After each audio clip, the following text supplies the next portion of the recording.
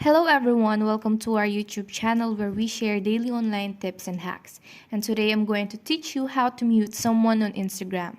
Firstly, we need to open and have our own Instagram account. Having that said, I already assume that you have your own account. Okay, so let's open the Instagram application. And then we search for the username or the profile of the person or the account that we want to mute. I will search a random account or profile. I will search for Tesla, for example. And then once we're here,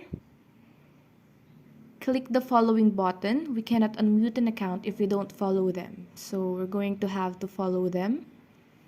And then let's click the following button. And on the third option, click mute. And in here we have two choices on which we want to mute. Do you want to mute their post or their stories? If you want to mute their posts or stories, click the button beside it. And if you want to mute both, then we can click the button beside them. And if it turns blue, it means it's already on and that you already have muted that person or that account. And now you'll never see one of their posts ever again on your timeline or homepage unless you visit their accounts. And that's how you mute someone on Instagram. If you enjoyed our video, please like and subscribe.